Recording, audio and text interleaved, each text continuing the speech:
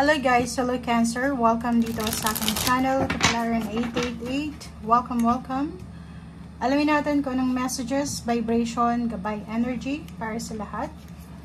Ito general reading, so pwede kang makaresonate Cancer. Okay. Kung bago ka sa channel ko, please like and share, subscribe, pakipress ang notification bell button para updated kayo sa mga videos na ina-upload ko.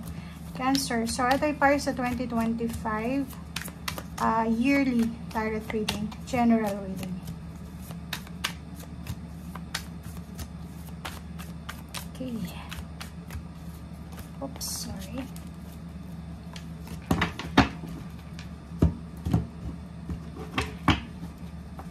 Okay, tingnan natin. First card mo is the Emperor, January. Okay? January natin is Emperor. Okay. Wait lang guys, kasi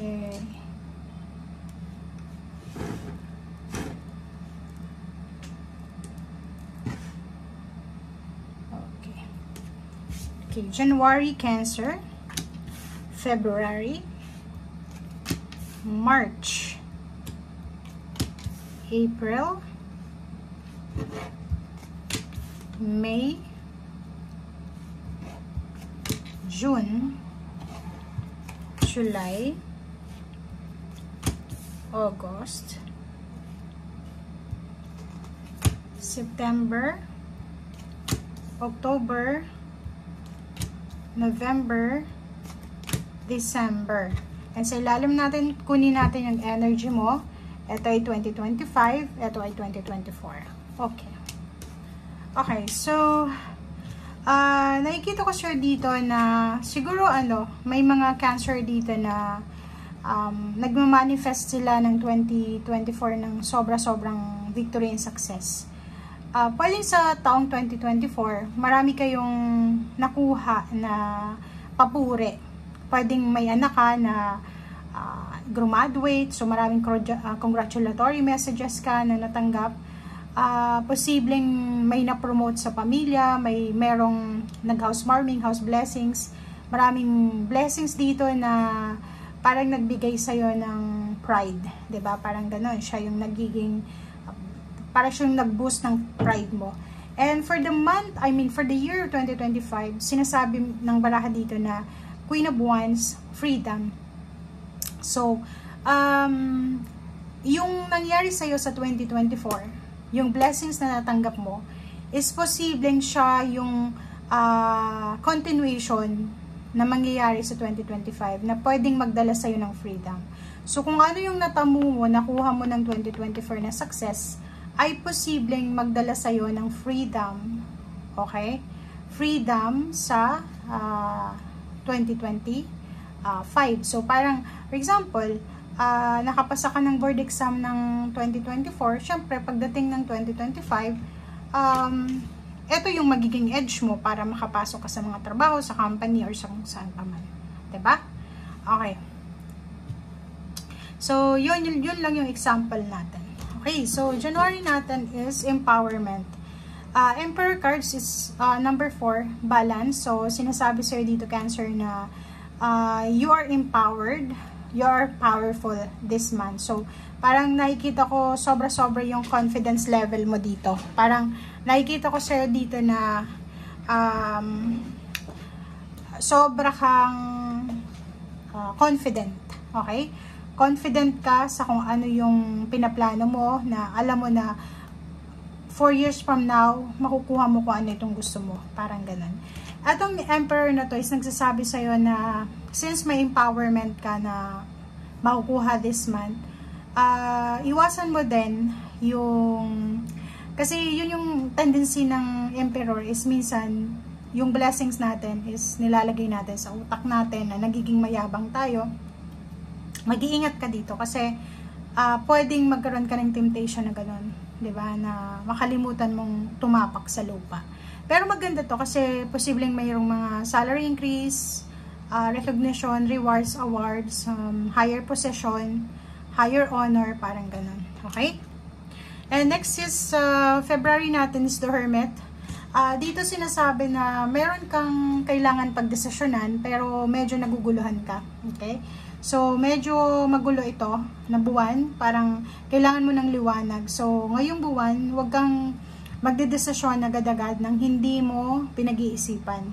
Huwag kang magdedesisyon agad-agad ng hindi mo muna tinitingnan kung ano yung pwedeng positive or negative effect na ito.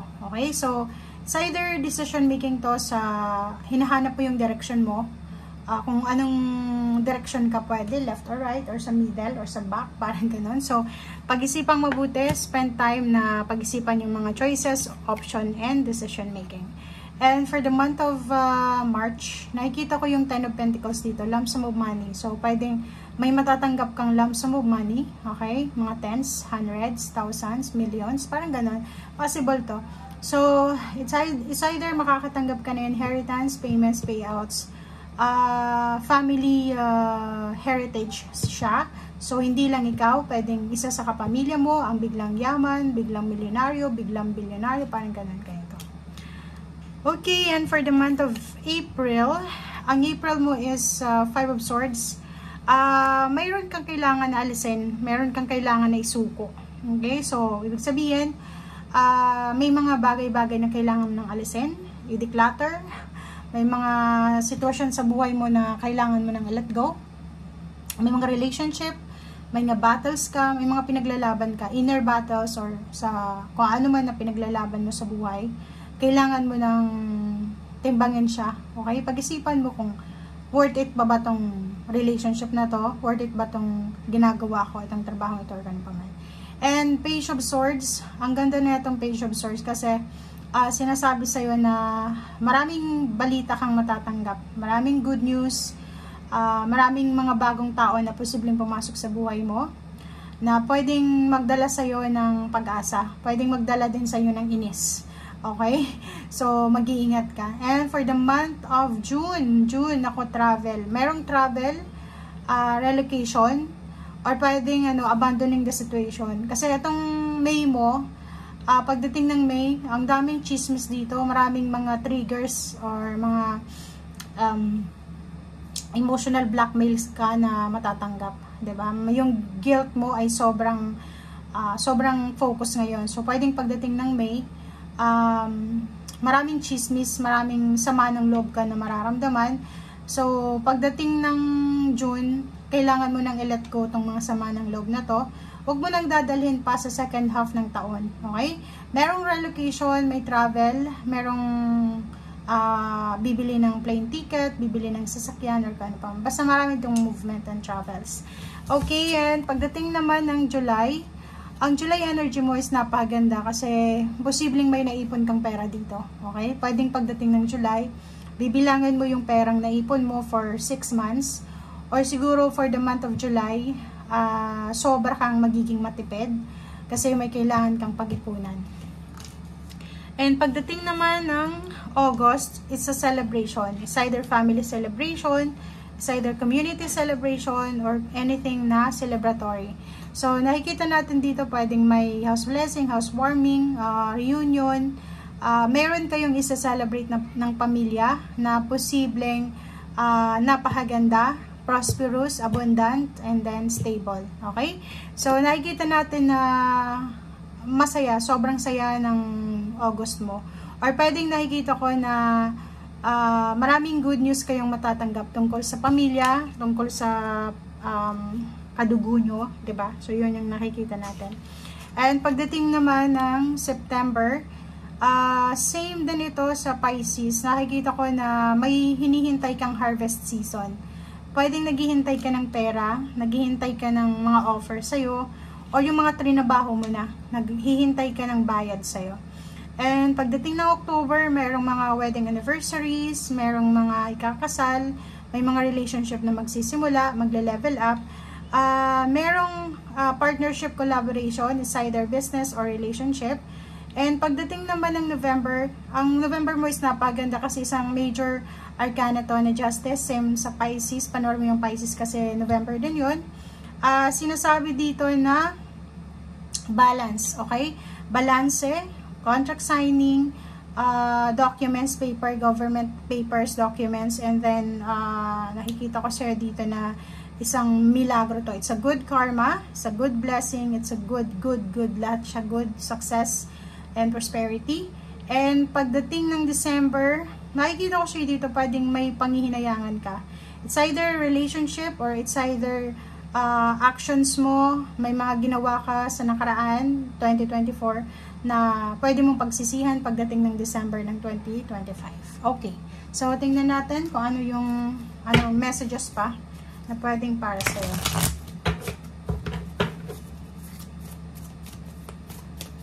Oops. Okay.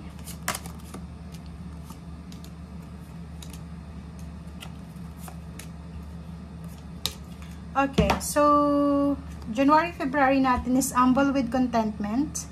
Yun, so dito sinasabi, since yung February mo is medyo kailangan mo ng clarity dito. Kailangan mo ng tamang oras, tamang information.